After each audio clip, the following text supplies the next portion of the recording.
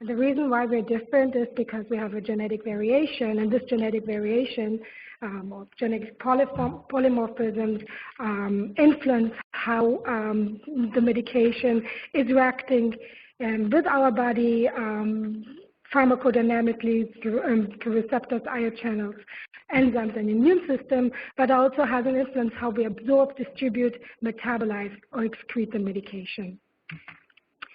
So here at SICKIT, we have the opportunity, we actually have the luxury in extracting information out of 3 different platforms.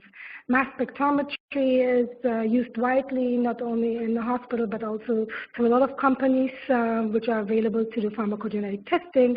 But here at SICKIT, we also can look at the next generation sequencing and extract pharmacogenetic information out of these new platforms. And when we look at pharmacogenetic information, then we most likely look at something called SNP, single nucleotide polymorphism.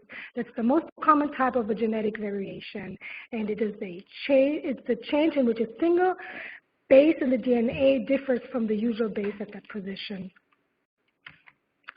And another important genetic term is an allele.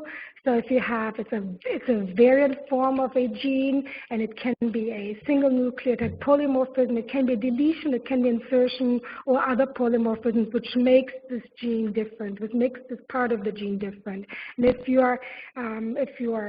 have the same allele, then you're homozygous, and you have different alleles, then you're called a heterozygous. I just also want to shortly, these are terms which we're using in pharmacogenetics, and therefore I just very shortly want to discuss this. Copy number variance. Copy number variance means that you can have a duplication, you can have more than 2 alleles, or you can have a deletion or an inversion in sections of a gene. This plays a role in some of our genes, which I'll introduce soon. So when we look at pharmacogenetic information, there's a plethora of information. So you wonder how do we know what to extract? So the FDA has incorporated pharmacogenetic biomarkers in the labels of over 145 drugs, and this list is growing every couple of months. And when we look at our references, we all look at references in prescribing medications, you will see that pharmacogenetic information is already incorporated into our references like CPS, UpToDate, Micromedics, and Lexicon even has a section for pharmacogenomics in most of our medication, and most of medication. And it is all based or mirrored by a website which is called PharmGKB. It is the Pharmacogenomics Knowledge Resource website out of Stanford University. And it is a very interesting website that encompasses clinical information, including dosing guidelines and drug labels, potentially clinically actionable drug gene associations. What it actually means is if you get pharmacogenetic information and you wonder as a practitioner, what are you doing with that? Then this website or the literature which I showed you prior will give you a little bit of information what to do with this. And in 2009, the Clinical Pharmacogenetics Implementation Consortium called CPIC was formed. And it is a shared project between PharmGKB, Stanford University, and the Pharmacogenomics Research Network to address the barriers to implement pharmacogenetic testing into clinical practice. So these are the CPIC guidelines. These are the drug gene pairs which already have CPIC guidelines.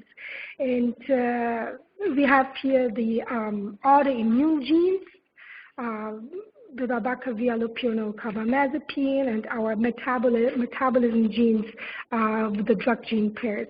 And I think we have right now, I can count them, but I think it's 25 CPIC guidelines already available. And what does it actually mean in our practice?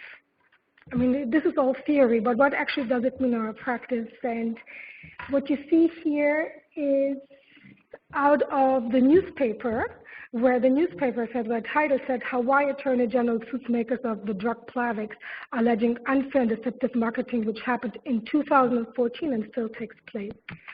The companies, Bristol Myers Squibb and Sanofi, who developed the medication Plavix, were accused in a lawsuit of failing to disclose that Plavix or clopidogrel has only little effect on 30% of the population in Hawaii.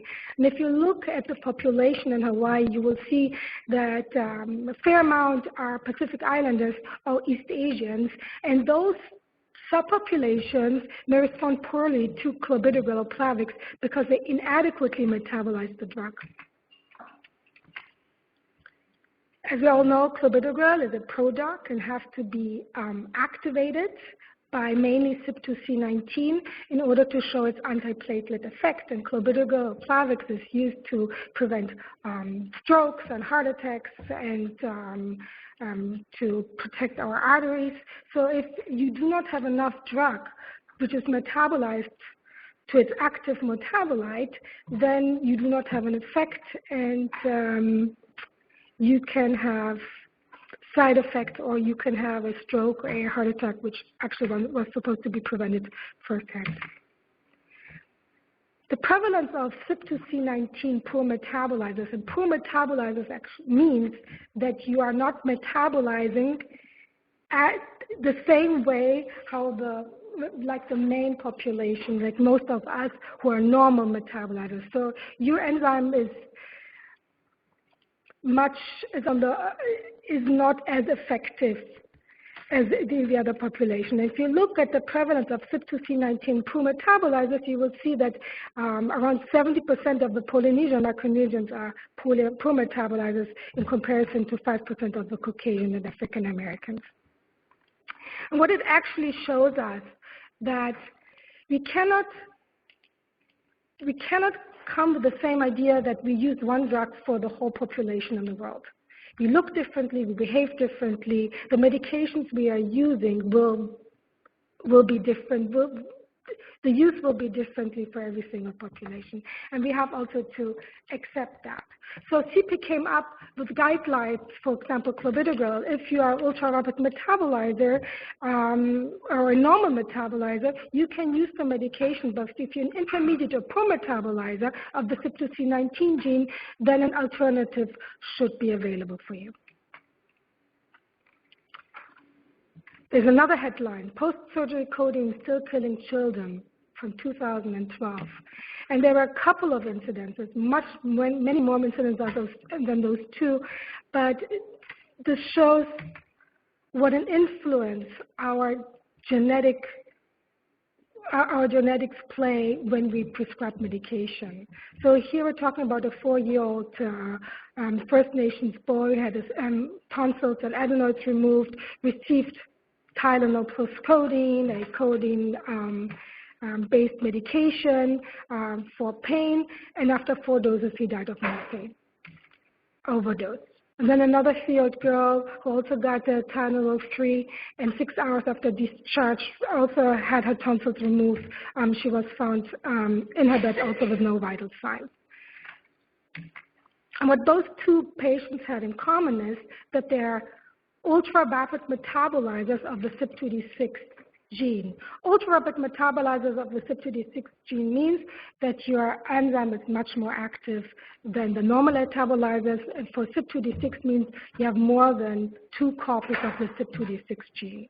And as we know, codeine is metabolized, one of the active metabolites are morphine, and if you are producing much more morphine out of codeine, then you have the higher risk of developing respiratory depression.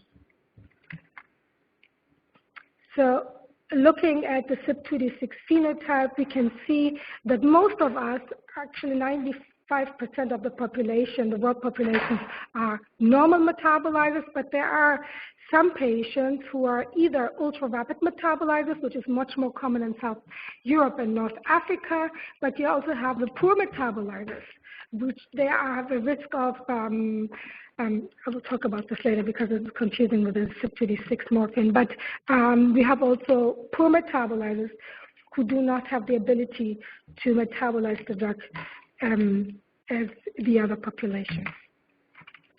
CPIC came up with this CYP2D6 guidelines for codeine, and what it says, if you are an ultra-rapid metabolizer, you should use an alternative.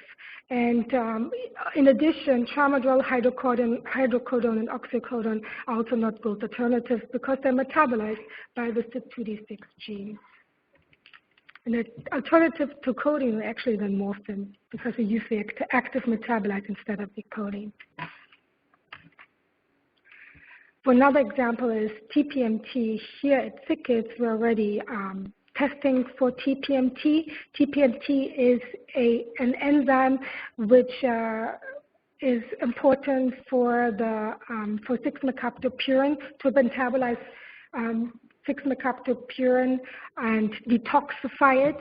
And we're testing for the TPMT enzyme activity at SickKids. And the lab revealed that this patient who was diagnosed, 7-year-old patient who was diagnosed with ALL and was supposed to receive 6-mercaptopurine is heterozygous for TPMT, and he is an intermediate metabolizer. So when you look at the CPIC guidelines, you will see that if you're an intermediate or a low deficient, if you're an intermediate or a poor metabolizer for TPMT, then you need to go with a much more reduced dose than when you are a normal metabolizer, and because your risk of developing adverse drug events or fatal toxicity due to myelosuppression is much more expressed.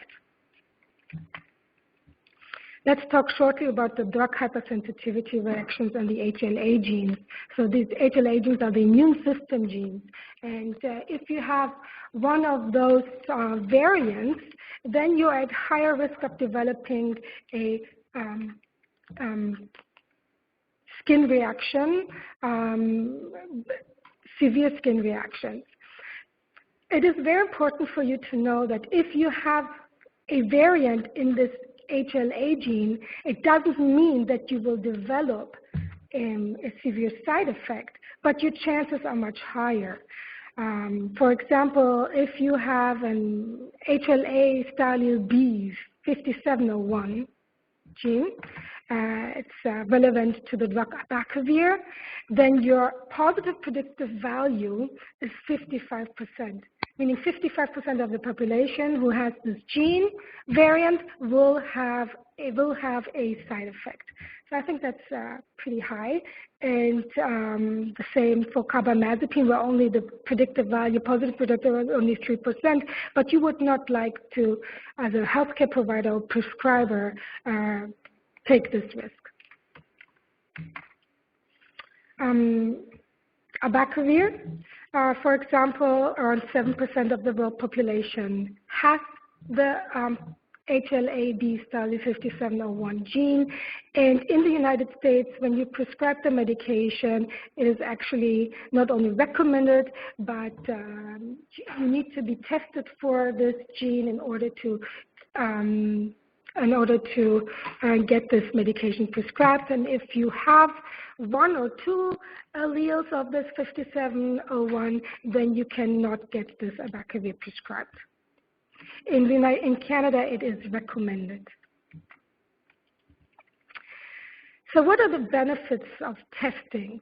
The benefits of testing is that we improve drug efficacy and safety, and that we reduce side effects. So we can, by testing the genes, for example, those metabolism genes, those CYP2 genes, we can adjust the dose based upon enzyme activities. And you see on the right-hand side, you will see actually the medications which we already can adjust. And the list is quite impressive. Let me say, for example, we had clopidogrel, also proton pump inhibitors. Sometimes we are not aware, we don't know why proton pump inhibitors do not work. But when we look at the genes, when we look at the CYP2C19, we can find out if we actually come to the dose, to the dose which we require, to the blood levels which we require in order for us to be for the medication to be effective. But if you are metabolize the medication too fast, then you never achieve the level you require. These are the other drug metabolism genes which can be tested for, and we will be actually able to test this hopefully in the end of the fall, beginning of winter here at SICKIT. The transporter genes in SLC01B1 with the drug gene paired to simvastatin. If you have a variant in this gene, then you are at a higher risk of developing muscle toxicity, which means CPIC came up with a guideline that if you have it, either you choose another statin or you go with a reduced dose. And as I mentioned, the immune system genes. So how does pharmacogenetics play a role in pediatrics and prescribing medication for a pediatric population? And up until now, there's still research going on, but up until now, there is no reason to suspect, even when the CPIC guidelines were written, there's no reason to suspect that varied alleles would affect children differently as compared with adults. So if you have a gene variation, it will affect the kids the same way as it affects the adults. But, and it's a huge but, we cannot ignore the fact that children are different than adults and that their developmental changes play a role in how medications are absorbed, metabolized, or eliminated independent of the pharmacogenetic knowledge which we would have from this child. So both of them play a big role, and we cannot ignore the one without the other. It's also important to know that our CYP2 genes are maturating also after birth, meaning that the activity of a baby of a CYP2 gene at birth has around 20% of an adult, and that it matures while getting older. So why is pharmacogenetic testing not implemented everywhere we go after we know that it is reducing side effects, increasing drug efficacy, and would then therefore increase the cost-benefit ratio? And the reason is that there is a limited accessibility of pharmacogenetic testing. We have to have labs which have pharmacogenetic testing validated. The cost plays a role. Here in Canada, this is an out-of-pocket testing, the same in the United States. So also there's a lack of knowledge about pharmacogenetic testing in the community and its benefits for prescribing. And in addition, there's a disagreement about the interpretation of the results and its clinical utility.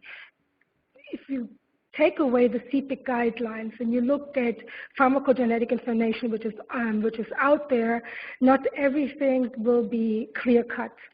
And there's a lot of work still to be done to come up with much more guidelines and the understanding of pharmacogenetic knowledge. In addition, we have the technical challenges. Not only what are we doing with the pharmacogenetic information, how do we distribute the pharmacogenetic information which is available for the patient so that prescribers have this information when they prescribe, and that the patients understand their pharmacogenetic information, but also from the basic, how do you get the pharmacogenetic information out of the three different platforms, the mass spectrometry and the next generation sequencing, and how do they compare with each other? So there are a lot of technical challenges which are still lying ahead. Still, we cannot solve our problems with the same thinking we used when we created them. We cannot ignore the fact that pharmacogenetics will play a huge role in the future, and that pharmacists and healthcare providers will have to build a knowledge about that, and we will therefore, I'm pretty sure in the near future, have a much safer prescribing for our population, not ignoring the fact that we react differently to medications. And by that, I would like to thank everyone who worked with me in this project.